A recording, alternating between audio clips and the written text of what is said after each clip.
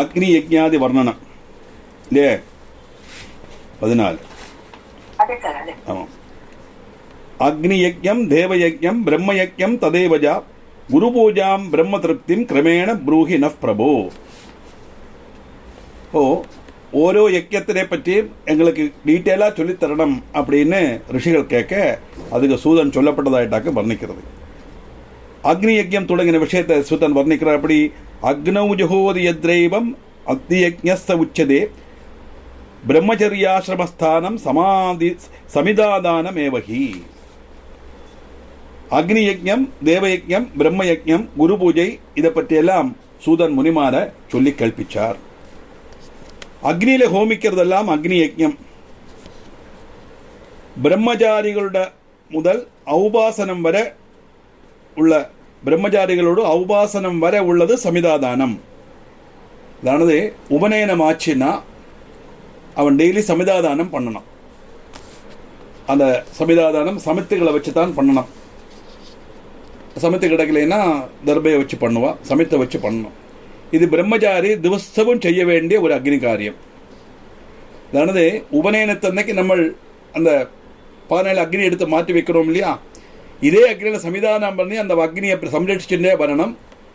அந்த விரத சமாவர்த்தனம் முடிஞ்சு அந்த ரிஷிகளுக்கெல்லாம் தர்ப்பணம் கொடுத்து அந்த காண்டரிஷி ஹோமம் பண்ணுறதும் அதே அக்னியில் தான். அந்த அக்னியைத்தான் கல்யாணத்துக்கு உபாசன அக்னி ஆகிட்டு உபயோகிக்கணும். அந்த உபாசன அக்னி வரைக்கும் இந்த பிரம்மச்சாரி சமிதாதானம் பண்ணணும். எப்படி ஹோமகுண்டத்தில் அக்னியை ஜொலிப்பிச்சு ஹோமம் செய்யணும், அரணி கடைஞ்சு அக்னி உண்டாக்கணும் அப்படின்னு தாத்பரம். இந்த அக்னி ஆயுஷ்காரடியும் சம்பத்காரியும் ஆக்கும். அரணிக்கட்டையை கடைஞ்சுதான் பண்டு அக்னி உண்டாக்குவா. இப்போ அதெல்லாம் முடியாது, கற்பூரத்தை கட்டிச்சு தான் நம்ம உண்டாக்குறோம். இன்னைக்கும் அரணிக்கட்டை கடைஞ்சி அக்னி எடுத்து ருத்ரேகாதசி ஹோமம் எல்லாம் பண்ணப்பட்ட யஜ்ஞமெல்லாம் பண்ணப்பட்டவா இருக்கா. அந்த ரொம்ப கஷ்டம் அது. அந்த தயிர் மத்தை வச்சு கடையிற மாதிரி அரணைக்கட்டையை வச்சு கடை நம்ம அக்னி சூக்தம் சொல்லிண்டே கடவா. இந்த உபாசன அக்னி தான் அவன் அப்படியே மெயின்டைன் பண்ணி கொண்டு வரணும். கடைசியில் பிராணம் போகும்போது அவனை தெய்ப்பிக்கிறதுக்கு இந்த அக்னியை தான் உபயோகிக்கணும்.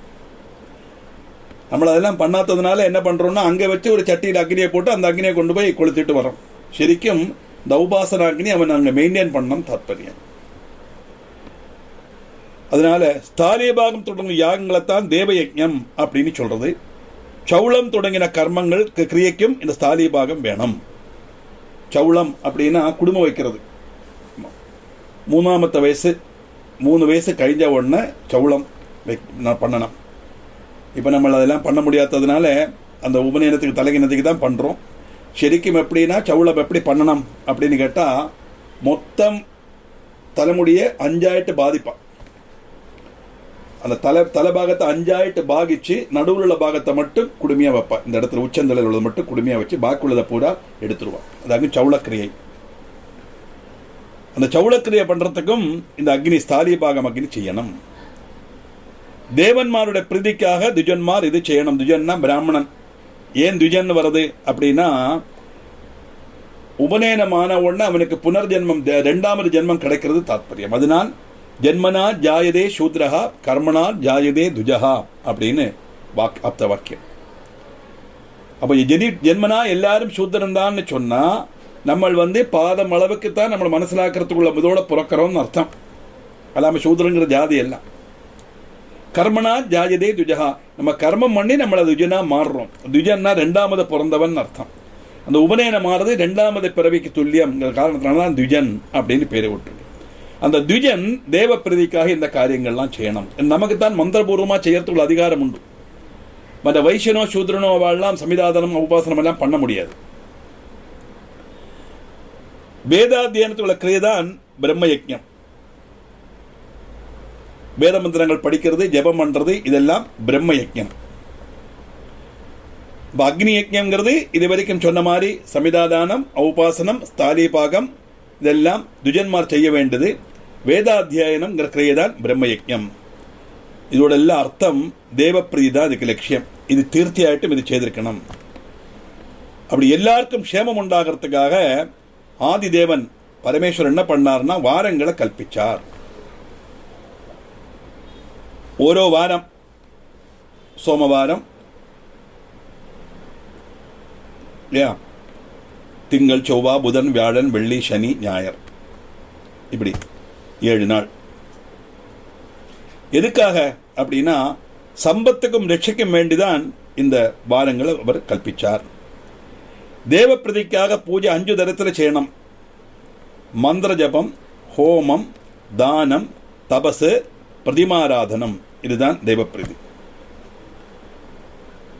மந்திர ஜபம், விஷ்ணு சகஸ்ரநாமம் ஜபிக்கிறோமே அது மந்திர ஜபம். சௌந்தர்யகிரி ஜபிக்கிறோமே அது மந்திர ஜபம். லலிதா சகஸ்ரநாமம் சொல்றோமே அது மந்திர ஜபம். ஹோமம், அந்த நேரத்தை சொன்ன மாதிரி அந்த அக்னியில அந்த ஹோமம் பண்றது அல்லாம கணபதி ஹோமம் பண்றோம், நவக்கிரக ஹோமம் பண்றோம், மிருத்யுஞ்சய ஹோமம் பண்றோம். இதெல்லாம் தேவ பிரதிகளாக செய்யப்பட்டதுதான். தானம் அப்படின்னா திரவியங்களும் மற்ற வஸ்துக்களும், தான திரவியங்கள் எல்லாம் பிராமணாளுக்கு தானம் பண்ணும். தானம்ங்கிறது ரொம்ப முக்கியமான ஒரு காரியம். அப்படின்னு எதுக்காக தானம் பண்றோம் அப்படின்னா இருக்கிறவன் இல்லாதவனுக்கு கொடுக்கணும். அதாக்கும் தானம் சரிக்கும்.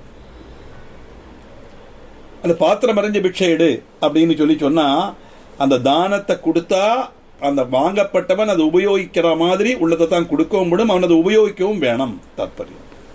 ஒரு வஸ்திர தானம் பண்ணினா எப்படி பண்ணணும்? நம்ம எப்படி நம்மளுக்காக ஒரு வஸ்திரம் வாங்குவோமோ அதே மாதிரி வஸ்திரம் வாங்கி அவனுக்கு தானம் பண்ணணும். நம்ம தானத்துக்கேன்னு ஒரு வஸ்திரம் ஒரு லோவர் ரேட்டில் எல்லாம் வாங்கி கொடுக்கப்படாது.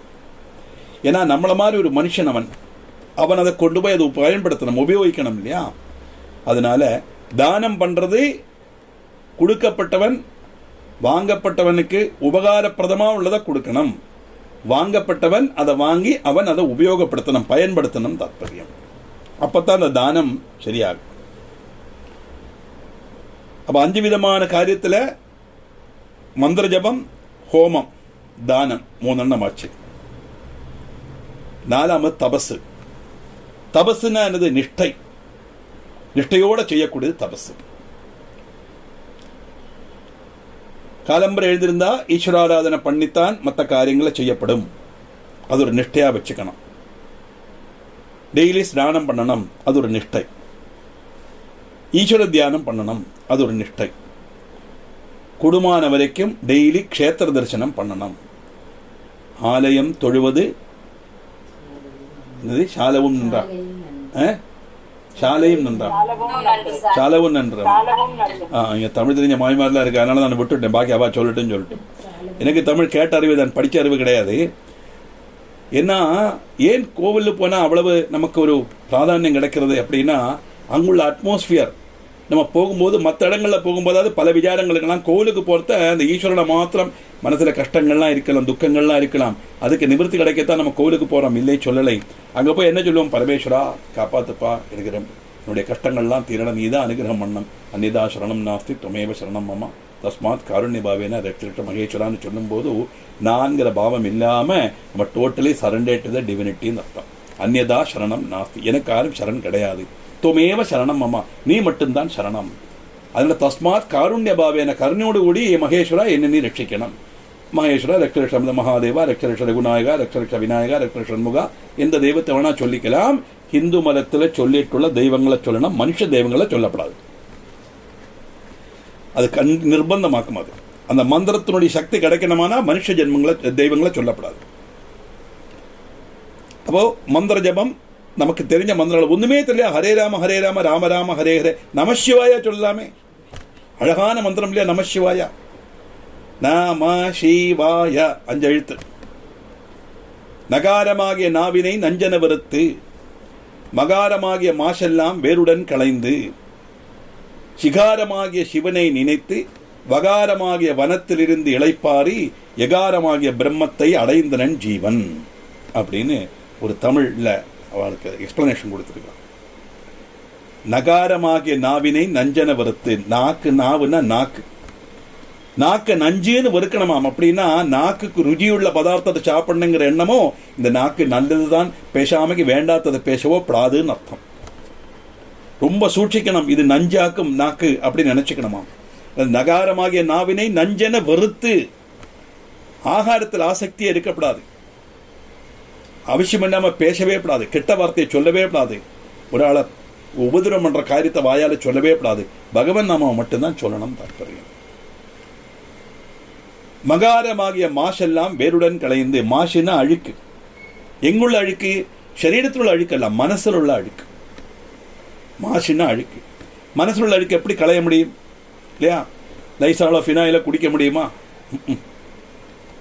ஈஸ்வர சிந்தையால, பகவத் விசாரத்தால, நாமோச்சாரணத்தால மட்டும்தான் நமக்கு மனசில் உள்ள அழுக்க களைய முடியும். மனசுல என்ன அழுக்கு இருக்கு? அவன், இவன், சத்ரு, இல்லையா? வேண்டவன், வேண்டாத்தவன், துவந்த பாவங்கள்லாம் இருக்கே. காமம், குரோதம், லோபம், மோகம், மதம், மால்சீரியம், டம்பம், தர்ப்பம், ஈர்ஷ்யா, சுயிச்சை, அகங்காரம், ராகம், துவேஷங்கிற 14 துர்குணங்கள் இருக்கே. அதுதான் மனசில் உள்ள மாசு.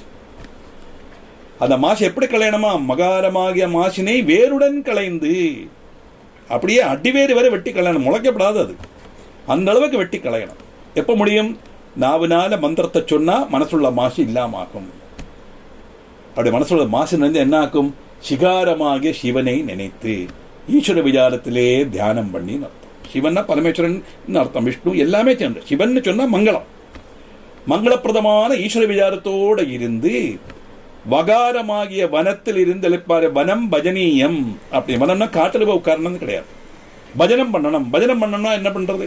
அதுக்காக எங்கேயோ போய் இருக்கிற இடத்திலே பண்ணலாம். லௌகிகமா இருக்கப்பட்டவனுக்கு கொஞ்ச நேரம் தான் கிடைக்கும். 5 நிமிஷம் தான் கிடைக்கும். 10 நிமிஷம் தான் கிடைக்கும். இந்த 10 நிமிஷத்துல பஜனை பண்ண ஈஸ்வர விசாரத்தை சொல்லணும். பகவானே என்னை காப்பாத்துப்பா, கிருஷ்ணா குருவாயிரப்பா அப்படின்னு கூப்பிடுறோமே, அதுதான் பஜனம். டைம் இருந்தா பஜனம் பாட்டு பாடலாம், ஸ்லோகம் சொல்லலாம், என்னெல்லாம் செய்யலாமோ ஈஸ்வரனை பஜிக்கலாம், நமஸ்காரம் பண்ணலாம், பிரதர்ஷனம் பண்ணலாம், பூஜை பண்ணலாம், எல்லாம் செய்யலாம். இதெல்லாம் பஜனம். அந்த ஈஸ்வர விசாரத்தோட நம்ம இருக்கோமே, அதுக்கு பேரு வனம்னு பேர். அந்த பஜனத்துல இருந்துதான் வகாரமாகிய வனத்தில் இருந்து இளைப்பாரி அப்படியே சாந்தமா இருந்து எல்லாத்தையும் இருந்து பகவத் விசாரத்தில் இருந்து வரும்போது அந்த மனசு சாந்தமாயி அந்த லௌகிகமான இச்சையை இல்லாம இந்த உலகத்தில் உள்ள வஸ்துக்கள் எல்லாம் அனித்தியங்கிற உணர்வு வந்து நித்தியமான வஸ்து பிரம்மந்தாங்கிற உணர்வு நாள்பட நமக்கு வரும். சிலப்போ இந்த ஜென்மத்தில் வராட்டும் அடுத்த ஜென்மத்தில் நிச்சயமா கிடைக்கும். இப்பவே நம்ம பிராக்டிஸ் பண்ணோம்னா இந்த பிராக்டிஸ் அடுத்த ஜென்மத்திலே வரும், சந்தேகமே கிடையாது. சில குழந்தைகளை பாருங்க, 2 வயசு 3 வருஷம் குழந்தையானாலும் அது தெய்வ காரியங்கள்ல ரொம்ப ஈடுபாடா இருக்கும். கோயிலுக்கு போறேன்னு சொல்லி அந்த சாமி ஆறு கேட்க எல்லாம் கேட்க. சில குழந்தைகள் சினிமா பாட்டில் இருக்கும். இதெல்லாம் பூர்வஜன்ம வாசனைகள் தான். அதெல்லாம் அந்த வனத்திலிருந்து இளைப்பாரின்னு சொல்லியாச்சுன்னா அந்த மனசு சாந்தமாகி யகாரமாகிய பிரம்மம். பிரம்மம்னா என்னது? அந்த 26 பிரம்மம். அந்த பிரம்மத்தை அடையப்பட்டவன் தான் செரிக்குள்ள ஜீவன். அவன் தான் மோட்ச பிராப்தி அடையப்பட்ட, முக்தி அடையப்பட்ட ஜீவன் அப்படின்னு தாற்பயம். இந்த விஷயத்தை நமக்கு சொல்லித்தரப்பட்ட பரம மந்திரம் தான் நம சிவாயா மந்திரம். இன்னொரு பிராதானியம் எப்படி இது வருது? சிவமகத்துல நிறைய நமசிவாயோட மந்திரத்தை பற்றி பின்னாடி வரும். யஜுர்வேதம் 1,09,990 பதம் அப்படின்னு ஒரு கணக்கு இருக்கு. யஜுர்வேதம். அந்த யஜுர்வேதத்துல 7 காண்டம். இந்த 7 காண்டத்துல 4ஆமத்த காண்டத்துல 4ஆமத்த காண்டத்துல மத்திய பாகத்துல வரப்பட்டது ஸ்ரீருத்ர ஜபம். அந்த ஸ்ரீருத்ர ஜபம் 11 அனுபாகம். அந்த ஸ்ரீருத்ர ஜபம் 11 அனுபாகத்துல 5ஆமத்த அனுபாகத்துல வரப்பட்டது நம்ம சோமாயஜாங்கிற அனுபாகத்துல வரப்பட்டது அந்த சிவா. நம்ம சிவாயச்சா வருது இல்லையா? அந்த சிவா. அந்த சிவாக்கு மேல யஜுர்வேதத்தை சுருக்க முடியாது. அப்ப அந்த சிவாங்கிறது யஜுர்வேதத்துடைய நட்சல், அதான் பீஜம் அப்படின்னு சொல்லுவாங்க. அப்படிப்பட்ட அந்த சிவாங்கிற அந்த மந்திரத்தை அந்தர்கதமாக கொண்டது நம சிவாயாங்கிற பஞ்சாட்சர மந்திரம். அந்த மந்திரத்தை ஜபிச்சாலும் போரும் தாற்பயம்.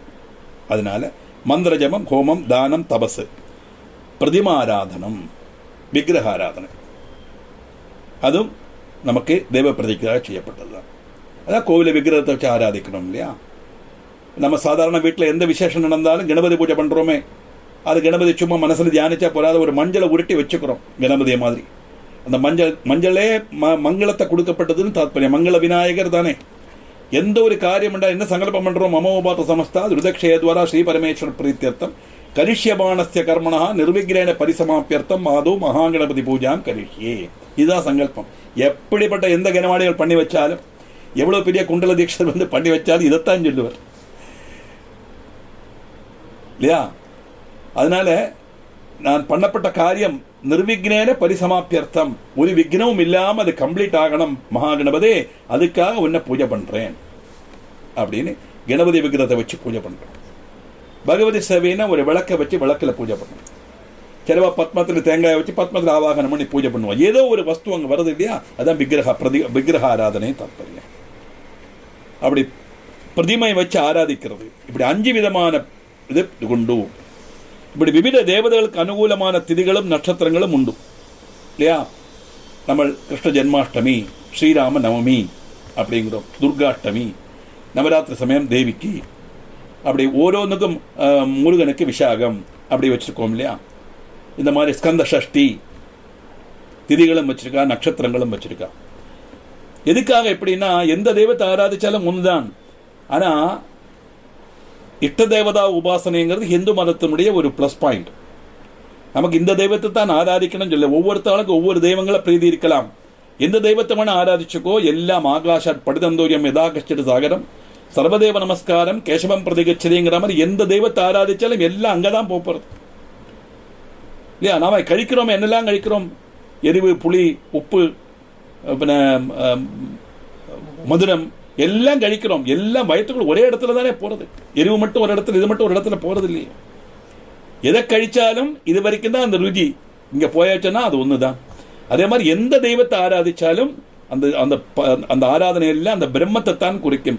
பிரம்மத்துக்கு நிறம் கிடையாது, ரூபம், மனம் கிடையாது, ரூபம் கிடையாது காரணத்தினால நம்ம விக்கிரக ரூபமா அதை ஆராதிச்சுட்டு வரோம். அதுதான் நமக்கு சொல்லி தந்த கணபதி தொடங்கி மகாவிஷ்ணு வரைக்கும் அத்தனை தேவதாஸ் ரூபங்களும். அது ஹிந்து மதத்தினுடைய பிரத்யேகதை.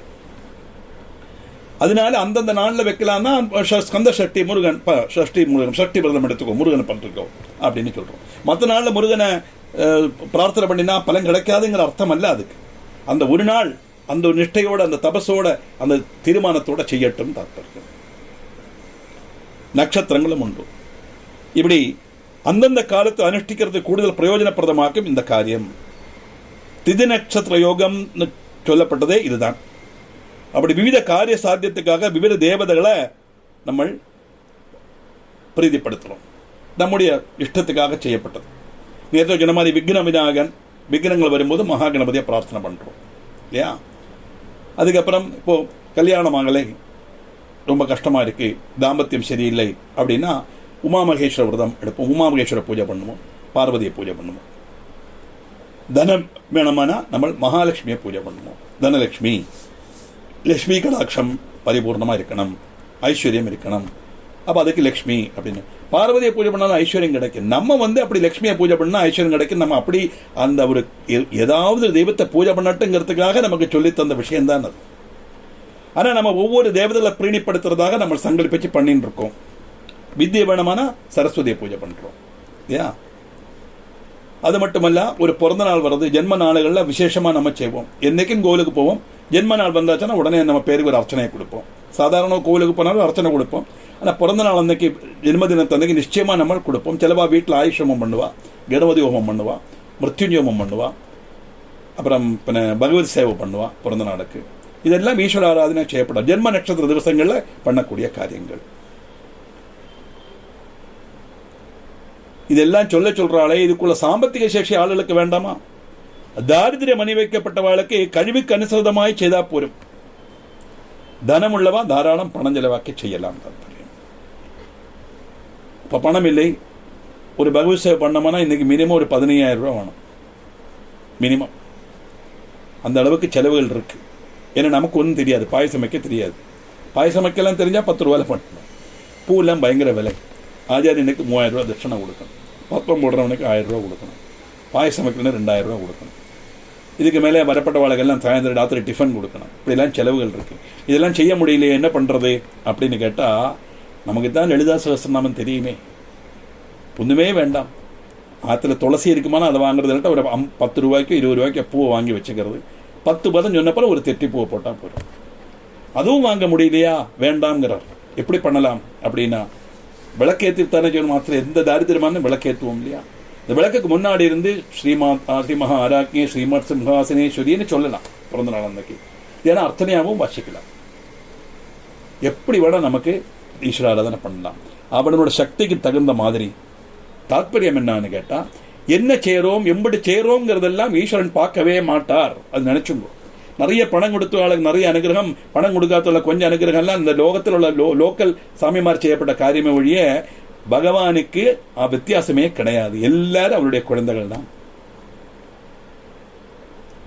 இவனுடைய பாவத்தினுடைய பலம் தாரித்திரம் அனுபவிக்கிறான், அவனுடைய புண்ணியத்தினுடைய பலம் அவன் தனிகனா இருக்கான். இதுதான் வித்தியாசம். அதுக்கும் பகவான் பொறுப்பு கிடையாது. அதனால் இப்படித்தான் ஆராதிக்கணும்னு நாங்கள் சொல்லலை. தாரித்திரவாளுக்கு அவளுடைய கழிவனுசரிச்சு செய்யலாம். தனாட்யன்மார் தாராளம் பணம் செலவாக்கி பூஜாதிகள் செய்யணும். பணம் இருந்தா செய்யணும், செய்யாமல் இருக்கப்படாது. ஆனா பணத்தோடு செய்தாலும் பணம் இல்லாம தரித்திரம் செய்தாலும் ஒரு காரியம் மட்டும் நிச்சயம், ஸ்ரத்தாபூர்வம் பூஜை பண்ணணும். நான் இப்படி வாங்கினேன் அப்படின்னு அகங்கரிக்கப்படாது. அகங்கரிச்சா அந்த பூஜைக்கு பிரயோஜனம் கிடையாது. ஸ்ரத்தாபூர்வம் செய்யணும். என்ன கொடுக்கிறோங்கிறதல்ல, எப்படி கொடுக்கிறோங்கிறது தான் காரியம் அர்த்தம். இப்படி செய்தா அஷ்டசித்திக்கு ஒப்பம் அறிவும் லபிக்கும். அறிவினா என்னது? ஞானம். ஞானம்னா என்னது? பிரம்மன் தான் சத்தியங்கிற உணர்வு ஞானம். அப்படி ஞானம் கிடைச்சுட்டா என்ன ஆகும்? பிரம்மன் தான் சத்தியங்கிற உணர்வு வந்தா கடைசியில மோட்ச பிராப்தி அவனுக்கு கிடைக்கும். மோட்சம்னா மோகக்ஷயம் மோட்சம். இப்படி சத்கர்மங்கள் பண்ணி இந்த மாதிரி நம்ம ஒவ்வொரு காரியமா பண்ணி வரும்போது கொஞ்சம் கொஞ்சமா அந்த லௌகிகத்தில் உள்ள இச்சையெல்லாம் அனுபவிச்சு தீர்த்ததுக்கு அப்புறம் அதோட கஷ்டங்களை அனுபவிக்கும் போது அதில் ஒரு விச்சிக்தி, ஒரு வெறுப்பு, ஒரு நிரசதை வரணும். அது ஒரு நீரசம் வரணும். அதுதான் சம்சார விச்சத்தின்னு சொல்லப்பட்டது. அது வந்தாச்சானா அந்த மோகம் இல்லாம ஆகும். எவனுடைய மனசுல மோகம் இல்லாமறதோ அவனுக்குத்தான் மோட்சம் கிடைக்குமே ஒழிய நிறைய வாசிச்சாலோ போனாலோ தொழுதாலோ எல்லாம் ஒன்றும் மாத்திரம் மோட்சம் கிடைக்காது. அது போனா மோட்சம் கிடைக்காது நான் சொல்ல, அது போனதுனால மாத்திரம் மோட்சம் கிடைக்காது. we should equip ourselves to attain the moksha. நம்மளை தயார்படுத்திக்கணும். நம்முடைய மனசுலேருந்து மோகம் இல்லாமனா மட்டும்தான் நமக்கு மோட்சம் கிடைக்கும். இதெல்லாம் செய்யறதுனால கடைசியில மோட்ச சித்திக்கு அது காரணமாகும் அப்படின்னு போட்டு.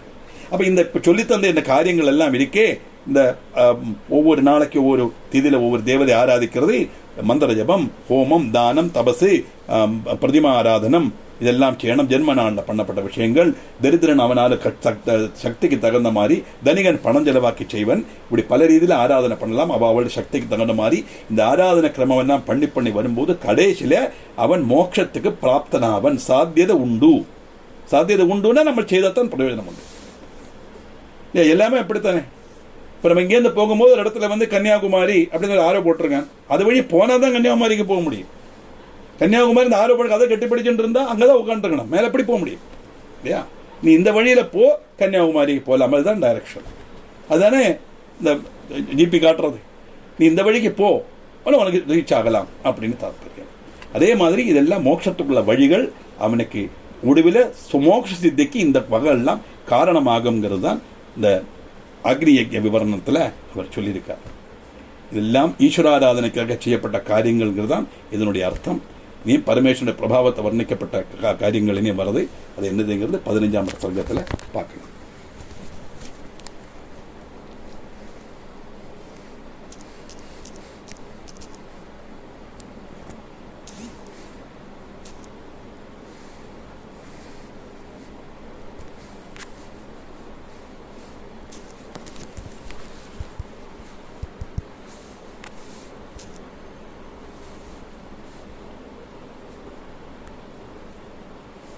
புராணம் 14ஆமத்து அத்தியாயம்.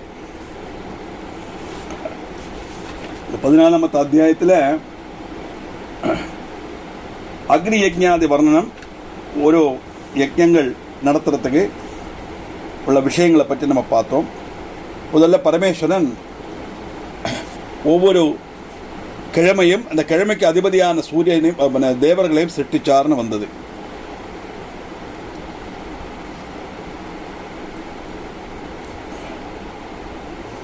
இந்திரனுக்காக செய்யப்பட்ட ஒரு ஹோமம் உண்டு, அதுதான் ஸ்தாலிபாகம், அது தேவ யஜ்ஞம் அப்படின்னு பார்த்தோம். இப்போ முதல்ல நம்ம ஞாயிற்றுக்கிழமைனா சாதாரண எல்லாரும் சூரியனை ஆராதிப்பார். பானுவத்தான் அதுக்கு ஆராதிக்கணும். லௌகிக துக்கங்கள்லேருந்து சாந்தி கிடைக்கிறதுக்காக நம்ம பண்ணக்கூடிய ஒரு காரியம் திங்கட்கிழமை சூரியன் ஆராதிக்கிறது. அதாக திங்கட்கிழமையோட பிராதானியம். தேவன் சூரியன், சாரி ஞாயிற்றுக்கிழமை, திங்கட்கிழமை. இது எல்லாரும் மியூட் பண்ணுங்க ப்ளீஸ். சண்டே இன்னைக்கு சூரியன் ஆராதிக்கிறார். எல்லாருக்குமே நம்ம இதுலேயே முதல்ல பிரதமோ தெய்வியோ பிஷகுன்னு தான் பரமேஸ்வரனுக்கு முதல் வைத்தியன் யாருன்னா பரமேஸ்வரன் தான். ஆனால் பிஷக்வரன் அப்படின்னு பேர் அவருக்கு. சிவனையும் ஆராதிப்பா. ஆனால் சிவன் தீர்மானித்து கொடுத்ததுனால சூரியனுக்கு பிராதானியம் கொடுத்து பானுவாசனம்னு பேர். ஞாயிற்றுக்கிழமைக்கு சூரியனை ஆராதிக்கணும். லௌகிக துக்கள்லேருந்து சார்ந்து கிடைக்கக்கூடியது இந்த இது. பிஷக்வரன் ஃபிசிஷியன், என்னென்ன லோகத்தில் உள்ள துக்கங்கள் கஷ்டங்கள் உண்டோ அதுக்கெல்லாம் நிவர்த்தி கிடைக்கிறதுக்கு சூரியனை ஆராதிக்கணும். திங்கட்கிழமை சந்திரனுடைய நாள். சந்திரனுடைய நாள் திங்கட்கிழமை. அந்த சந்திரனுடைய நாளில் நம்ம துர்க்கையை ஆராதிக்கணும். எல்லா சௌபாகியங்களும் நமக்கு கிடைக்கிறதுக்கு வேண்டி நம்ம திங்கட்கிழமை துர்க்கையை ஆராதிக்கணும். திங்கட்கிழமைகள் தேவதை சோமன் அர்த்தம். நவகிரகங்களில் வரப்பட்ட தேவதையை சொல்கிறார். அந்த தெய்வத்தில் ஆராதிக்க வேண்டிய தெய்வத்தினுடைய பேரும் இங்கே சொல்கிறார். செவ்வாய்க்கிழமை பௌமவாசர யுக்தாயாம் அப்படின்னு சொல்லுவோம். அந்த செவ்வாய்க்கிழமை எனக்கு என்னது அப்படின்னா முருகன் ஆராதிக்கணும். எதுக்காகனா இந்த சந்தான லப்தி இல்லாதவாளுக்கு முருகனை ஆராதிக்கிறதுனால அவளுக்கு அந்த பாக்கியம் உண்டாகும் அப்படின்னு தாற்பயம். குழந்தைகள் பிறந்த அப்புறமும் புள்ள குழந்தையாக இருக்கட்டும் பொன் குழந்தையாக இருக்கட்டும், அந்த குழந்தைகளுக்குள் நன்மைக்கு வேண்டி இந்த குழந்தைகளுக்கு ஏதாவது அசுகமோ அந்த மாதிரி கஷ்டமோ ஏதாவது ப்ராப்ளமோ வந்தால் கூட சில சூக்கடுகள் வந்தானா கொஞ்சம் கஷ்டமாக இருக்கும். இன்க்யூரபிளான டிசீஸாக இருக்கும். லாங் இதில் பீரியடில் அது உபதிரவிச்சுட்டே இருக்கும். அந்த மாதிரி வரப்பட்டவாளுக்கெல்லாம் முருகன் ஆராதிக்கணும். அது செவ்வாய்க்கிழமை ரொம்ப விசேஷம் அப்படின்னு வச்சுருக்காரு. இதெல்லாம் புராண இதிகாசங்களில் சொல்லிட்டுள்ள காரியத்தை நான் சொல்கிறேன்ன ஒழிய திங்கட்கிழமை முருகனை ஆராதிச்சா பலன் கிடைக்காதுங்கிறதெல்லாம் கிடையாது. நம்ம சௌகரியத்துக்காக வேண்டிய நமக்கு இஷ்டம் போல தேவதா ஸ்வரூபம் இருக்கு இல்லையா, நம்ம சௌகரியத்துக்காக வேண்டி நம்ம ஒரு தெய்வத்தை வச்சுருக்கோம், அவ்வளோதான் தாத்பரியம். அப்போ ஞாயிற்றுக்கிழமை சூரியன், திங்கட்கிழமை சோமன், துர்கை தான் அதுக்கு. அங்கே சூரியன் சிவன் தான் அதோடைய தெய்வம். வெனஸ்டே அன்னைக்கு சௌமிய வருஷம், சௌமிய வாரம் வெனஸ்டே, புதன்கிழமை. அதுக்கு விஷ்ணு ஆராதிக்கணும். அந்த விஷ்ணு ஆராதிக்கிறதுனால நம்முடைய பாபங்கள் எல்லாம் சஞ்சிதம், பிராகிருதம், ஆகாமின்னு 3 விதமான பாவங்கள் உண்டு. இது வரைக்கும் செய்து கூட்டினது இப்போ செய்துருக்கிறது, இது செய்யறதுக்கு சாத்தியது உள்ளது. இந்த பாவங்கள்ல இருந்தெல்லாம் நமக்கு நிவர்த்தி கிடைக்கும்னா பாபத்தினுடைய பலம் அனுபவிப்பிச்சு நமக்கு அந்த பாபத்திலிருந்து விமுக்தனாக்கி நமக்கு புண்ணியத்தினுடைய பலத்தை கொடுக்கப்பட்டவர் அர்த்தம். முக்கியமானது அலசதை, லத்தார்ஜி, சோம்பேறித்தனம், மலையாளத்தில் மடின்னு சொல்லுவோம். இந்த சோம்பேறித்தனத்தை இல்லாமக்கக்கூடியது விஷ்ணு ஆராதனையினால் கிடைக்கக்கூடியது. அது புதன்கிழமை பண்ணுறது விசேஷம். தேர்ஸ்டே, வியாழக்கிழமை இன்னைக்கு குருவாரம். இந்த குருவாரத்தில் யமனை பிரார்த்திக்கணும், யமனை பூஜை பண்ணணும் அப்படின்னு.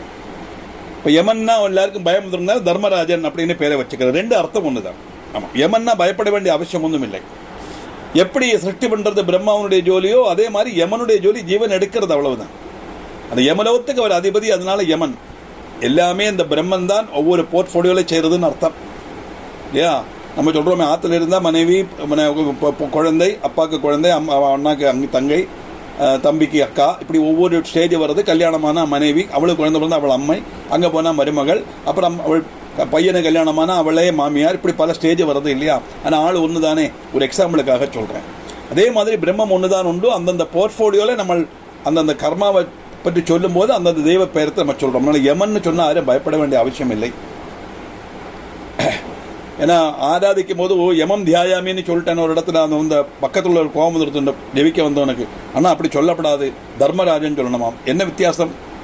சந்தியாவந்தனம் யமாய தர்மராஜாயா மிருத்யுவேஜாந்தகாயான்னு சொல்லி டெய்லி சந்தியாவந்தனத்தில் காலம்பரை நம்ம சொல்லத்தான் செய்யறோம். யமன்கிறது ஒரு தப்பான ஒரு கான்செப்ட் நம்ம நினைச்சுக்கப்படாது. அதனால தான் அவருக்கு ஆராதனைக்கு பகவானே கொடுக்குறார் சான்ஸ்.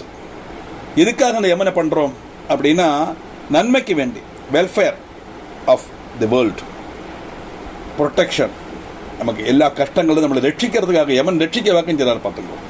அதாக்கும் அவருக்கு அந்த ஆகும் கொடுத்துக்கிறது. ஃப்ரைடே, வெள்ளிக்கிழமை பிருகுவாசரம் அப்படின்னு பேர். அந்த பிருகுவாசரத்தில் பிரம்மாவை நம்ம ஆராதிக்கணும்.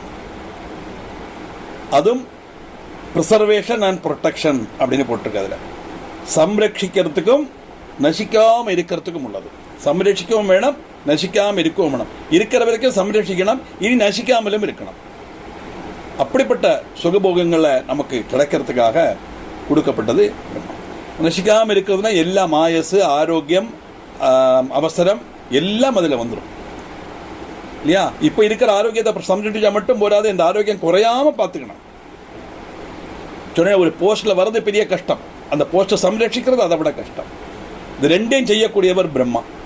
அதனால நமக்கு நசிக்காமல் இருக்கணும்,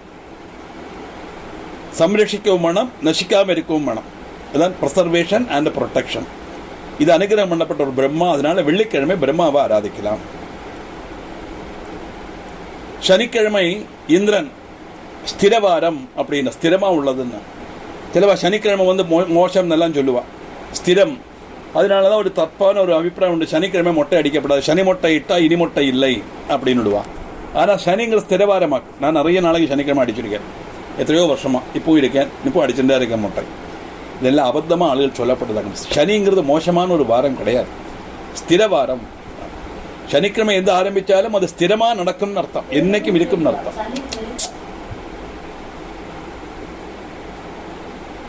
சனிங்கிறது ஸ்திரம், ஆயுசு ஸ்திரமாரி கிடக்கிறதுக்கு.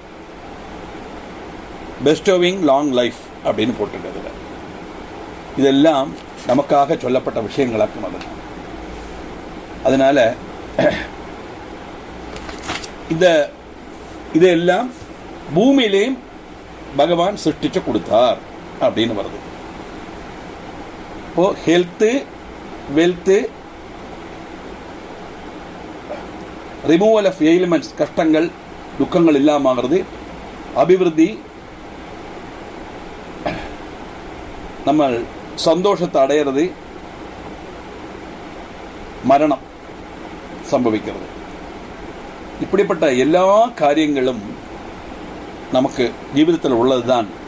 அதனால பரமேஸ்வரனை ஆராதிச்சாலே இதெல்லாத்தையும் ஓரோ தேவதையும் ஆராதிச்சதுக்கு துல்லியம்னே அதில் வரது. அதில் அந்த பலத்தை அவர் கொடுக்கக்கூடியவர் பரமேஸ்வரன் அப்படின்னு தாற்பயம். இப்படி அக்னி யஜ்ஞம் தொடங்கி பல வழிபாடுகள் உண்டு. அந்த அக்னி யஜ்ஞம்னு சொல்றதா நான் சொன்னேன், பிரம்மச்சாரியா இருந்தா சமிதாதானம், கிரகஸ்தனா இருந்தா ஔபாசனம் பண்ணணும். இவ ரெண்டு பேருக்கு தான் அக்னி யஜ்ஞம் சொல்லியிருக்கு.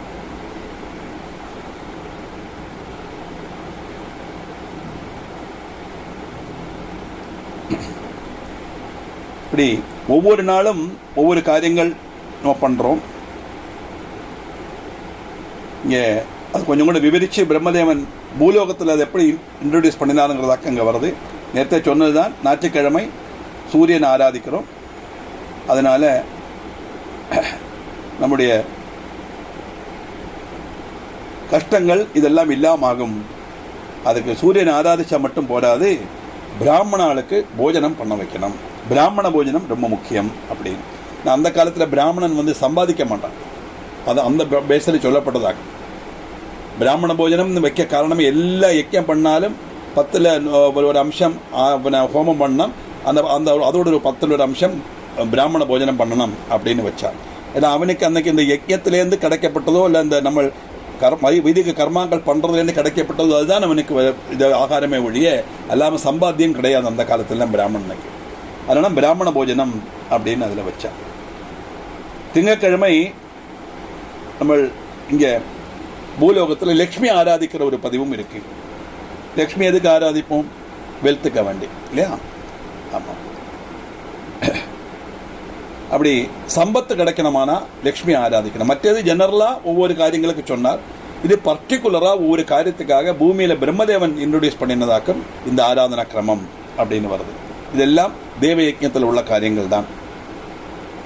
சம்பத்து வர்த்திக்கணுமானா லக்ஷ்மி ஆராதிக்கணும். அதுக்காக என்ன பண்ணணும் அப்படின்னா, லக்ஷ்மி ஆராதிச்சு அந்த நெய் சேர்த்த மதுர பலகாரங்கள் பிராமணனுக்கு தானம் பண்ணணும். அது பண்ணப்பட்ட சமயத்தில் பாரியையோட சேர்ந்து பண்ணணும் அப்படின்னு தாற்பயம்.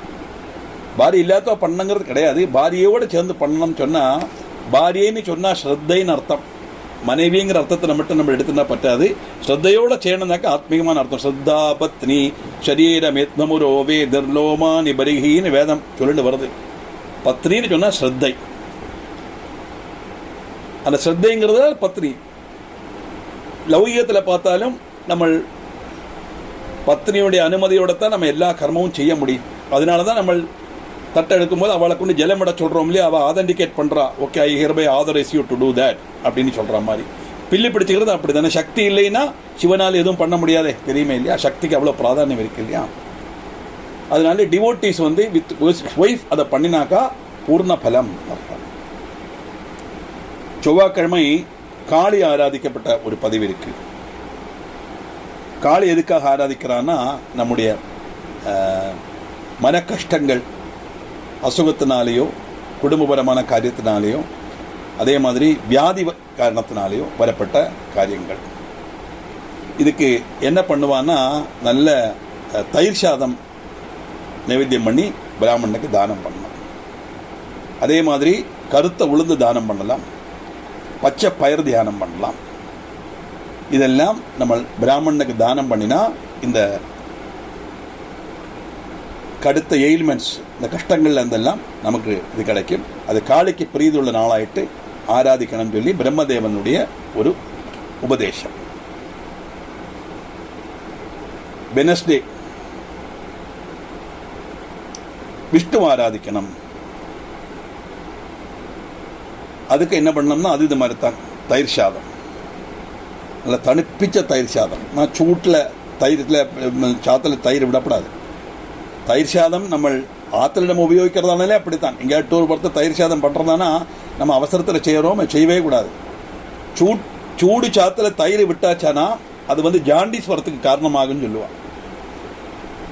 எங்கள் அம்மையோட அத்தை இருந்தால் பாலக்காட்டில். இப்போ பிரேமாவோட அம்மை ஏந்தி மாமியார், நம்மளோட மாமியார் இந்த காமாலையெல்லாம் ஓதி இறக்குவள். அவள் சொல்லுவள், சூடு சாதம் இருந்தால் கொஞ்சம் ஆரட்டும் அப்படிம்பில். எங்கள் அம்மா அப்படித்தான். சாதம் போட்டச்சுன்னா சூடு சாத்தில் மோர் விட மாட்டான், அப்படியே பரத்தணும்.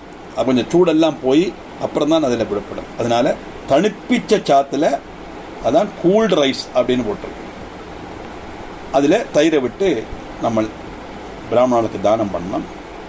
பண்ணினாக்கா சந்தோஷம், சம்பத்து, ஆரோக்கியம் இதெல்லாம் கிடைக்கும். வெனஸ்டே அன்னைக்கு பண்ணினான் அப்படி. தேர்ஸ்டே அன்னைக்கு நம்ம பிராமணால் ஆராதிக்கிறது யமப்பிரீதி. யமனை பிரீதிப்படுத்துறது சொன்னால் லாங் லைஃப் கிடைக்கும் அர்த்தம். ஆயுசு வர்த்திக்கும் யமனை பிரீதிப்படுத்தினா. அதுக்கு என்ன பண்ணணும் அப்படின்னா, பிராமணனுக்கு யஜ்ஞோபவீதம் தானம் பண்ணணும், வஸ்திரம் தானம் பண்ணணும். அதே மாதிரி பால், நெய் இதெல்லாம் அவளுக்கு தானம் பண்ணணும். ஏன்னா நம்ம சாப்பாடு போட்டு அவள் சாப்பிட்டுட்டு போயிடுவா. அவளோட குடும்பத்தில் உள்ளவாளை எப்படி அவள் காப்பாற்ற முடியும் இல்லையா? அதுக்கு தான் இதெல்லாம் கொடுத்து அனுப்புறது. வியாழக்கிழமைக்கு யமப்பிரீதி கிடைக்கிறதுக்காக பிராமணனுக்கு பூணல், வஸ்திரம், பால், நெய் இதெல்லாம் தானம் பண்ணணும். வெள்ளிக்கிழமை பிரம்மன் ஆராதிக்கணும். சந்தோஷமான ஜீவிதம் உண்டாகிறதுக்குள்ள அதுக்கு 16 வகையான உணவுகள் பிராமணனுக்கு சமர்ப்பிக்கலாம் அப்படின்னு போட்டிருக்கு. 16 வகையான உணவுகள். ஏன்னா ஒரு சத்தியன்னு சொன்னால் அதில் எல்லாம் இருக்கணும். புளிப்பு இருக்கணும், திரிப்பு இருக்கணும், கவர்ப்பு இருக்கணும் இல்லையா? எல்லா டேஸ்ட்டும் வரணும், நவரசங்களும் அதில் இருக்கணும். அதனால் அவர் சாப்பிட்றது கூட பண்ணும்போது பலவிதமான கறிகள் உண்டாக்குவா. அந்த மாதிரி உள்ள காய்கள், மதுரைப்பட்ட பச்சடி வைப்பா, அப்புறம் புளிப்பு கிச்சடி வைப்பா, அப்புறம் பாவக்காய் கைப்பும் வரணும், அதில் துவர்ப்பும் வரணும். இப்படி எல்லா ருச்சிகளும் அதில் வரணும். இப்படி 16 வகையான உணவுகளை படைச்சி பிராமண போஜனம் பண்ணுறது சந்தோஷமான ஜீவிதம் கிடைக்கிறதுக்கு உதவும் தாற்பயம். சனிக்கிழமை ருத்ர ஆராதனை. சிவனை பாருங்க, சிவனுக்கு சனிக்கிழமை ருத்ரன் ஆராதனை. நம்ம திங்கக்கிழமை சிவாராதனை பண்ணுறோம், அது வேறு விஷயம். ஆனால் இந்த தேவ யஜ்ஞத்தில் சொல்லப்பட்டது சனிக்கிழமை அன்னைக்கு ருத்ர ஆராதனை பண்ணினா அந்த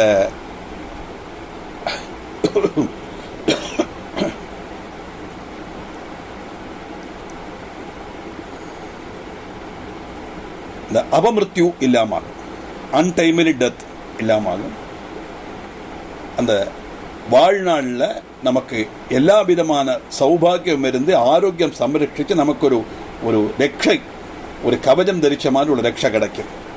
அது கிடைக்கணுமான என்ன செய்யணும், எப்படி சிவனை ஆராதிக்கணும் அப்படின்னா, பிராமண ஸ்திரீகளுக்கு வேஷவிதானங்கள் கொடுக்கணும் அப்படின்னு. இப்போ நம்ம பிராமணனை கொடுக்கும்போது வேஷ்டி உத்திரியம், அதுதான் பண்டு காலத்தில் ஷர்ட்டு பேண்டெல்லாம் கிடையாது, வேஷ்டி உத்திரியம் கொடுப்போம். அதே மாதிரி இவாளுக்கு உடுத்திக்கிறதுக்கு உள்ள சாரி, ப்ளவுஸு, அந்த மாதிரி உள்ள வஸ்திரங்கள், காஸ்டியூம்ஸ் எல்லாம் கொடுக்கணும். அது மட்டுமல்ல, அந்த பொட்டு, இப்போ நம்ம நவராத்திரிக்கு எல்லாம் கொடுக்குறோமே இல்லையா, கன்னியா குழந்தைகள்னா அதுக்கு எல்லாம் வளை, மாலை, பொட்டு எல்லாம் வாங்கி கொடுக்குறோம் இல்லையா. இப்போ அந்த மெஹந்தின்னு வந்து ஒரு குழலை வாங்கி கொடுக்குறா மருதாணிக்கு பதில். இதெல்லாம் அலங்காரத்துக்கு வேண்டி செய்யப்பட்டது தான். இந்த அலங்கார வஸ்துக்கள் எல்லாம் பிராமண ஸ்திரீகளுக்கு தானம் பண்ணுறது நம்முடைய அபமிருத்யுவ தோஷத்தை இல்லாமாக்கி நம்முடைய லைஃப்பை நல்லா ப்ரொடெக்ட் பண்ணுறதுக்குள்ள ஒரு இது செய்யும் அப்படின்னு தாத்பரியம். அது அல்லாமக்கு ஒரு விசேஷம் கூட உண்டு. சனிக்கிழமை எள்ளூருண்டை தானம் பண்ணுறது ரொம்ப விசேஷம், ஆரோக்கியம் வர்த்திக்கிறதுக்கு. சனிக்கிழமை அன்னைக்கு எள்ளூருண்டையை பண்ணி அந்த எள்ளூருண்டையை பிராமணனுக்கு தானம் பண்ணினா அது ரொம்ப விசேஷம் அப்படின்னு போட்டிருக்காங்க. முந்தி காலத்தில் இதெல்லாம் நடந்தது, இப்படிலாம் பண்ணிட்டு இருந்தா. இப்போ இதெல்லாம் பண்ணினா ஒன்று வாங்குறதுக்கு ஆள் கிடையாது. எல்லாருமே பண்டு காலத்தில் அப்படி கிடையாது. ஏன்னா பிராமணன் தைரியமாக தானம் வாங்குவேன் அந்த காலத்தில். ஏன்னா அவங்ககிட்ட காயத்ரி அனுசந்தானம் பண்ணி அவனுக்கு நல்ல பவர் உண்டு. அதனால இந்த நம்மளோட ஆளுக்கு தானம் பண்ண நம்முடைய பாவம் போகிறதுக்கு தானே தானம் பண்ணுறோம் இல்லையா. அந்த பாவங்கள் குறையணும்னு தானே தாத்பரியம். அதுக்கு அதனுடைய பலம் அவளுக்கு அந்த ரிசீவருக்கு கிடைக்குமோங்கிற பயம் அன்னைக்குள்ளவாளே கிடையாது. ஏன்னா அவளுடைய தபசக்தியினால் அது பஸ்மம் ஆயிடும், அவளை ஒன்றும் பண்ணாது. அதனாலதான் அந்த மாதிரி உள்ள ஆளு பாத்திரம் அறிஞ்சு பிட்சைடு சொல்லப்பட்ட காரணமே அப்படித்தான். யோகியதை உள்ளவனுக்கு நீ தானம் கொடுக்கணும். கொடுக்கிற தானம் நாம பயன்படுத்தக்கூடிய மாதிரி உள்ள வஸ்துக்களை கொடுக்கணும். ஏன்னா வாங்குறவன் அதை உபயோகிக்கணும், கீழ்ச்சி தூர போடப்படாது. வஸ்திரம்னு கொடுத்தா நாம நமக்கு கட்டிக்கிறதுக்கு எப்படி வஸ்திரம் வாங்குவோமோ அதே மாதிரி உள்ள வஸ்திரம் கொடுக்கணும். அல்லாமல் அதுக்குன்னு ஒரு ரேட்டில் ஒரு குறைஞ்ச குவாலிட்டி உபயோகம் இல்லாததெல்லாம் கொடுத்தா பிரயோஜனம் இல்லை, அவனால் அதை உபயோகிக்க முடியாது. அப்படிப்பட்ட ரீதியில் அழகான ஒரு ரீதியில் தான் தானங்கள் பண்ணப்படும். எள்ளூருண்டை கொடுக்கறது ஆரோக்கியம் வர்த்திக்கிறதுக்கு நல்லது. நேரத்தை நம்ம அங்கே பார்த்தோம், அன்டைம்லி டெத் அப்படின்னு சொன்னோம். அபமர்த்திய தோஷம் எல்லாம் இல்லாமல் ஆகும்னு தாற்பயம். இப்படி எல்லாம் பண்ணக்கூடிய யஜ்ஞங்கள் ஆயிட்டாக்கும் 14ஆம் சர்க்கத்தில் வர்ணிச்சுட்டு வரார்.